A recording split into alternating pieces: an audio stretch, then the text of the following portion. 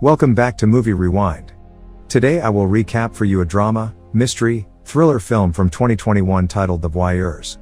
Spoilers ahead, watch out, and take care. A young couple, Pippa and Thomas, shop for their first apartment together. They find a beautiful unit in the heart of downtown Montreal, and can't sign the lease fast enough, excited to move in together. It doesn't take long to get settled in, and Pippa gives Thomas a scare when she brings up having kids, because they both agree it will be years before they even consider children. With that topic out of the way, Pippa and Thomas share a kiss and realize they have a clear view of the couple living across the street. The man is observed photographing his partner in what appears to be a professional studio, but the couple begins to get more intimate, and Pippa and Thomas continue watching. Pippa initially says they should respect the other couple's privacy, but Thomas contends that they probably want to be watched as the floor-to-ceiling windows are uncovered and they obviously know that others can see in. At Pippa's insistence, Thomas stops watching and turns in for the night. Pippa, hoping to christen the new apartment, changes into some revealing nightwear, but Thomas is sound asleep by the time she joins him, leaving Pippa somewhat disappointed. The following morning, Pippa goes to work as an optometrist at l'Optique, where she tells her coworker, Ari, about the view of their new neighbors. Ari says they're probably exhibitionists, therefore watching is actually the polite thing to do, but Pippa remains unconvinced. Later, during lunch, Pippa's boss gifts her a bird feeder as a housewarming gift, a reference to birds' outstanding visual acuity. Ari comments that she wants a gift as well, and Pippa hangs it outside the window as soon as she returns home. Thomas, a work-from-home sound engineer, is again watching the neighbors, who absent their real names are referred to as Margot and Brent. Just then, Brent begins choking on something in the kitchen. He tries to somehow get Margot's attention, but she is working in another room with headphones on, rendering his efforts unsuccessful. Pippa and Thomas see the entire situation unfolding, and since 911 definitely won't arrive fast enough, Thomas agrees to run across the street and assist. Just before he leaves, Brent gets Margot's attention by banging on the window, which only exacerbates the problem when Margot doesn't know how to help him.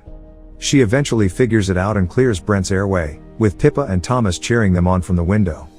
That night, Pippa wakes up to get a drink of water and notices Brent bidding Margot farewell, the latter seemingly headed out of town. Pippa pauses to admire Brent's physique, stopping only when he appears to look up and see her, causing Pippa to drop her glass to the floor. Originally opposed to spying on their neighbors, Pippa stops on her way home to buy a pair of binoculars. Brent, now home alone with Margot out of town, welcomes an attractive female model into his apartment for a late-night photo shoot. After indulging in some wine, Brent breaks the ice by removing his shirt, and his houseguest follows suit. Seeing this, Pippa also begins removing Thomas's clothes, and they eventually get busy right there on the living room floor, with Pippa still watching through the binoculars. Just as she is getting into it, Thomas finishes early, but Pippa hides her frustration until Thomas leaves the room, giving her the opportunity to continue spying on Brent. The next day at lunch, Margot and Brent remain the topic du jour. Thomas raises the possibility that they are swingers, but Pippa tells him that no one uses that word anymore. Ari searches online and discovers that 15% of couples are in open relationships, and Pippa wishes they could hear what the other couple is saying. As it turns out, Thomas knows a way to eavesdrop from a distance, having learned the method as a student in college. Pippa demands to hear more, so Thomas explains, sound waves create vibrations on glass surfaces, which can be captured and transmitted with a laser pointer, and then translated back into sound. To do so undetected, however, would require a reflective surface to be positioned in the other apartment, in such a way that sends the laser beam directly back to its origin. As luck would have it, Brent and Margot are hosting a Halloween party, providing Pippa and Thomas the perfect opportunity to sneak in. They put on costumes which cover their faces and tailgate other partygoers onto the elevator, determined to execute their highly illegal plan. Inside the party, Thomas and Pippa have some interesting encounters with each of the two hosts. First, they're stopped by Brent, who is photographing the event, but he is bored by their choice of pose. He approaches Pippa, looks deep into her eyes but never says anything, and lifts her leg to make for a more provocative photo. Then later, Margot stops to take a drag of Thomas's cigarette, ironically dressed as Margot Tenenbaum for her costume.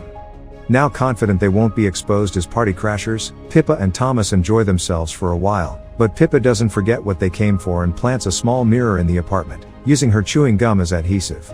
Back at their own apartment, Pippa uses the binoculars to guide Thomas to the mirror, then locates the reflected laser beam by clapping two erasers together, impressing her boyfriend. After some fine-tuning by Thomas to isolate the voices, their plan proves successful, and they can clearly listen in on Margot and Brent's conversation. It is revealed that Margot and Brent are having marital problems, with Margot accusing her husband of cheating while she was out of town. Brent, however, is a master manipulator and deflects the blame back on Margot, suggesting that she has fallen out of love with him and wants to believe he is unfaithful, because she can't bring herself to simply leave him. The ploy works. Margot feels guilty and apologizes, but Brent doesn't stop there. He grips Margot tightly and forcefully pushes her head down, breaking her eyeglasses in the process. The next day at work, Pippa sits in her office nursing a nasty hangover, and is shocked by the sight of Margot walking into l'optique. Margot, whose real name is Julia, has come to replace her glasses, but her prescription is several years outdated, so Pippa squeezes her in for an eye exam as well. After updating Julia's prescription, and determining that her vision is terrible, the two women have a good time together picking out new frames, ultimately agreeing on the femme fatale style that Pippa suggests. They get along so well that Julia asks Pippa to hang out sometime, and Pippa agrees, still concealing the fact that they're next-door neighbors. While Julia is away, Brent's sexual endeavors continue, seducing another model at the conclusion of their photo shoot. Although the woman initially rebuffs him, Brent is persistent with his charm and they eventually hook up, distracting Thomas from his work. That evening, Pippa and Thomas exchange stories about their day, wondering what the chances were of Julia choosing Pippa's office for her glasses. The tone of the conversation changes when Pippa reveals their plan to meet up over the weekend, which Thomas objects to on the grounds that the intrusion has already gone too far. Pippa gets on her moral high horse, citing a responsibility to reveal Brent's infidelity, which only upsets Thomas even further. To Thomas, moving in together was about taking the next step in their own relationship, and he questions if he's somehow not enough for Pippa, but she ignores his concerns, refusing to let it go. Thomas says it's none of their business, that Julia is an adult who doesn't need to be saved, then angrily walks out of the apartment. Unfazed by Thomas's feelings on the matter, Pippa meets Julia that weekend, and they spend the afternoon pampering themselves at a day spa. Brent, whose real name is Sebastian or Seb, is an accomplished photographer, considered a genius in his industry. Julia used to be a model, and confesses that although they met and slept together after a photo shoot, it blossomed into a meaningful relationship and eventually marriage, and Seb now means the world to her.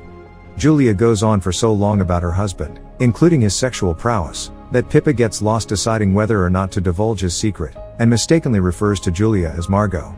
After hearing Julia's description, Pippa becomes obsessed with Seb's life, all the while hiding the binoculars every time Thomas is around, and using headphones so that he doesn't hear her eavesdropping. One afternoon, Pippa watches Seb have a threesome with two female models. Seeing an opportunity, Pippa waits for Julia to return home and exposes Seb by transmitting a message to their wireless printer. The initial message reads, "Your husband is cheating on you," but Pippa doesn't stop there. To verify the accusation, she follows with a second message saying, "The used condom is in the bathroom trash." As Pippa waits for Julia to read the second printout, Thomas catches her in the act and again confronts her about the spying. Noticing Pippa's strange behavior, Thomas asks what she has done while Julia reads the second printout. After confirming that Seb has already fallen asleep, Julia checks the bathroom trash and confirms the message was accurate. After breaking down crying, Julia slowly walks to the kitchen where she retrieves a large chef's knife. Julia then proceeds to the bedroom and Thomas picks up the phone to call the police, but Pippa selfishly stops him, concerned only about the potential consequences for herself as she yells at Thomas. Julia lowers the knife to stab her husband but stops just short of doing so. Relieved, but still irate at his girlfriend, Thomas snatches the binoculars and throws them to the ground, cracking one of the glass lenses. Thomas and Pippa wake up early the next morning and discuss moving forward in their own relationship. Their thoughts are interrupted, however, when they see Julia in the window, covered in blood with Seb trying to revive her, appearing to have turned the knife on herself. Pippa picks up the binoculars to take a closer look, but Thomas cannot take it anymore. He packs a bag to go stay with his sister, all the while blaming Pippa for everything that has happened. Thomas reiterates that he asked her to stop, but Pippa refused to listen and now Julia is dead as a result. There's nothing more to do because Pippa ended Julia's life. Thomas then breaks up with Pippa and storms out of the apartment. Despite the tragic loss of life, Pippa continues watching Seb as he mourns, sometimes even imagining herself by Seb's side, comforting him. When Seb goes to continue drinking his sorrows away at the nearby bar, Pippa follows him there and they end up engaged in conversation. Seb apologizes for some blunt moments in the dialogue, sharing that he's currently going through a very difficult separation. They finish their cocktails and Pippa agrees to be photographed at Seb's apartment, which he mentions is just one building away. There, Pippa starts off by posing shirtless, but eventually removes all of her clothes and proceeds to have sex with Seb. Meanwhile, Thomas returns to their apartment with flowers in hand, hoping to reconcile with Pippa. Upon finding the apartment empty, Thomas drinks one of the green juices from the refrigerator, but finds it disgusting and pours most of it into the bird feeder, where he spots Pippa in the act with Seb. After staying the night in Seb's bed, Pippa leaves early the next morning to conceal the fact that they are neighbors. She returns home and is horrified to find Thomas there, having already committed the unthinkable. Soon after the funeral ceremonies, Pippa seeks comfort in her friend Ari, but the conversation inevitably turns back to Seb, specifically how Pippa can see him again. Ari is taken aback by this, but Pippa remembers seeing an ad for Seb's art exhibition, so she asks Ari to accompany her there. The exhibition begins in a somber state, with Seb reflecting on the love of his life, Julia. Hearing this, Pippa suddenly wants to leave, but she changes her mind when Julia emerges from the crowd, still very much alive, and proudly joins Seb on stage. The surprises continue when Pippa's candid photo is uncovered, revealing that she is the subject of the exhibition. Seb and Julia own the apartment Pippa is renting, whose lease includes a clause consenting to be photographed. Seb and Julia go on narrating that the whole time they were knowingly being watched, they were also, in turn, watching Thomas and Pippa. Obviously horrified after being exposed, Pippa runs out of the exhibition. Instead of returning home, however, Pippa breaks into Seb's apartment and trashes his private studio, which contains multiple cameras connected to automated recording equipment, and the walls covered in photos of Pippa and Thomas. The controversial nature of the exhibit draws worldwide interest, making Seb and Julia a highly sought-after interview. Meanwhile, Pippa collects her belongings from the apartment, stopping to take note of the dead birds when she retrieves the bird feeder. Later, Seb and Julia return home to find a congratulatory bottle of wine waiting for them. They immediately break it open and begin toasting to their success, when Pippa transmits another printed message accusing the couple of killing Thomas. Seb grabs a camera lens and finds Pippa watching from the adjacent building's roof.